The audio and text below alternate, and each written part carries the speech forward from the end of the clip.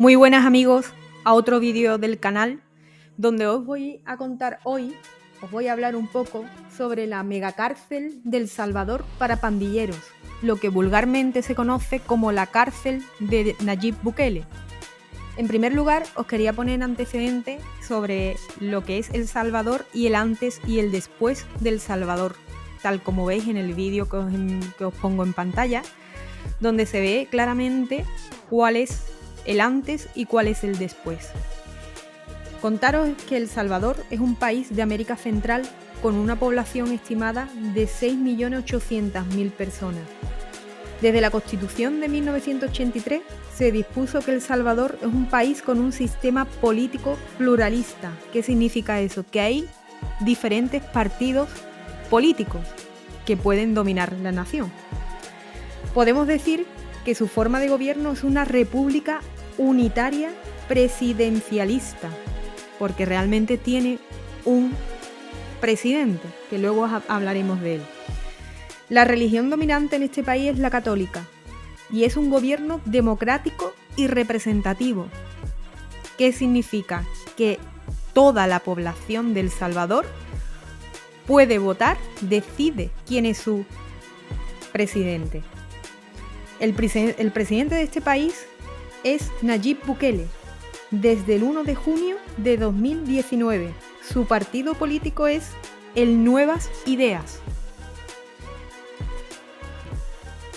Para ponernos en antecedente y en contexto, y entendáis cómo han llegado hasta el punto en el que se encuentra el país en este momento, todo esto es porque viene de una problemática del año 79, entre el gobierno de derecha y el gobierno de izquierda, que desembocó en una guerra civil. Muchas personas, y debido a esta guerra, tuvieron que emigrar, con lo cual se fueron a Estados Unidos, y más tarde lo deportaron de nuevo a El Salvador. Claro, estas personas, para poder subsistir en Estados Unidos, tuvieron que crear bandas, pandillas, con lo cual cuando lo deportaron ya traían una doctrina de hacer estas pandillas, que evidentemente pues hicieron que en las calles de El Salvador se creara una estructura de pandilleros. Lo tenían muy arraigado en ellos mismos, con lo cual El Salvador llegó a ser el peor país con peores estadísticas de muerte. Y esta problemática, para que lo entendáis en resumen, pasó de tener una guerra civil a una guerra social. Y esto ha continuado casi 30 años, señores. Desde hace un par de años todo esto ha cambiado bastante y ya no está tan normalizado la muerte entre los salvadoreños y la realización y constitución de pandillas, como antes, ¿no? Con lo cual, ahí veis el antes y el después que ha cambiado, es un cambio radical. ¿Cuáles son las principales pandillas de El Salvador? Está Mara Salvatrucha, es la peor y la que el gobierno quiere acabar de lleno con ellos. Mara 18, Mara 18 Revolucionarios, Pandilla Mao Mao, Pandilla Mirada Loca. Existen muchas más, amigos, pero os he comentado las principales por orden de presión en las calles, de organización, de muertes o de llamarlo como queráis, ¿vale? Pero la que primera he nombrado, la Mara Salvatrucha, es la realmente más fuerte, la más problemática del país. A 4 años de nuestro gobierno, nadie se atreve ni siquiera a negar que por primera vez en nuestros 202 años de historia, el país más pequeño del continente ha dado los primeros grandes pasos para lograr su sueño de grandeza. En muy poco tiempo, El Salvador pasó de ser la capital mundial de los homicidios, pasó de literalmente ser el país más peligroso del mundo, a ser el país más seguro de América Latina. Ya no es una promesa, es una realidad que están viviendo los salvadoreños. Y cualquier extranjero puede ir a comprobar por sí mismo. Por eso, Muchos en el mundo están pendientes de lo que ocurre en nuestro país, sobre todo en Latinoamérica, pero también en Estados Unidos y en otras partes. Ven lo que sucede en El Salvador y se preguntan por qué no puede pasar lo mismo en nuestros países. La respuesta es clara y es sencilla. Deben tomar sus propias decisiones. Deben reafirmar su derecho a usar el sentido común, a probar sus propias recetas y ejecutar sus propios planes, a diseñar sus propios sistemas. Ningún país tiene el derecho de imponer sus ideas, de imponerle su forma de hacer las cosas, menos cuando estas formas ni siquiera funcionan en nuestros países. En cada una de las decisiones que hemos tomado, nosotros hemos reafirmado nuestro derecho legítimo a autogobernarnos, aunque eso hubiera significado equivocarse. Pero no nos equivocamos. Tuvimos éxito, un éxito rotundo. Así que no solo reafirmamos nuestro derecho a tomar nuestras propias decisiones, sino también nuestro derecho a tener la razón. No hay ni una sola receta, ni una sola fórmula que funcione para todos por igual. Pero sí creo que hay un ingrediente que todas las recetas deberían incluir, o al menos deberían tener el derecho de incluirla. Ese ingrediente es la valentía. Hay que tener la actitud, el valor, la determinación de hacer lo que se debe de hacer, aun cuando otros te cuestionen, aun cuando otros te critiquen. Durante décadas probamos todo lo que nos dijeron que era lo mejor para nosotros. Nos pusieron a luchar una guerra civil por una causa ajena a nuestra realidad, porque llevaron el conflicto entre Occidente y la Unión Soviética a nuestra tierra. Más de 85,000 muertos después y un país destruido. Después de todo eso, nos dijeron que esa ya no era la receta, que ahora había una nueva receta. Así que nos hicieron firmar unos acuerdos de paz falsos, que de paz no tenían nada y que solo sirvieron para que los dos bandos de la guerra se repartieran el botín. Intentamos con cada fórmula que nos dieron y nada funcionó.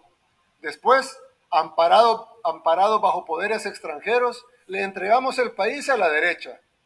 Y luego, también amparados por agentes externos, le dimos el poder a la izquierda. Así nos mantuvieron durante 30 años de posguerra, donde hubo más muertes que en la guerra civil, y más pobreza y más violencia. Nadie hizo nada por cambiar de raíz el sistema, ni las instituciones, ni mucho menos las leyes. Todo lo que ocurrió durante esos años se hizo con el respaldo, el financiamiento, la anuencia y la imposición de quienes siempre se han autodenominado grandes defensores de los derechos humanos y de la institucionalidad democrática. En lugar de darnos la medicina para sanar, nos estaban dando un veneno. Bueno, la cárcel de El Salvador es llamada CECOT, Centro de Confinamiento para el Terrorismo. Está en la ciudad de Tecoluca. Se creó en febrero del 2022 y tiene una capacidad para poder albergar a 40.000 pandilleros condenados o detenidos bajo un régimen de excepción que opera al 30% de su capacidad. Luego os explicaré qué es eso del régimen de excepción. Quería comentaros también que esta cárcel es la considerada la cárcel más grande del mundo. Es un gigante de hormigón cuyos muros, coronados por alambradas electrificadas, se elevan hasta los 11 metros y superan los 2 kilómetros de largo. Está considerada como la cárcel, como os digo, la más grande del mundo y es imposible, totalmente imposible salir de ahí. También un tema adicional que os quería comentar es que en El Salvador hay 21 centros penitenciarios, imaginaros, para albergar todo esto. Ahí estamos viendo en las imágenes cómo está entrando un youtuber, ¿vale? Famoso a este CECOT. Va acompañado evidentemente del director del centro, ¿no? Y bueno, mirad, pasa por unas medidas de seguridad impresionantes, de escáner, donde se ve exactamente si incluso tiene algo en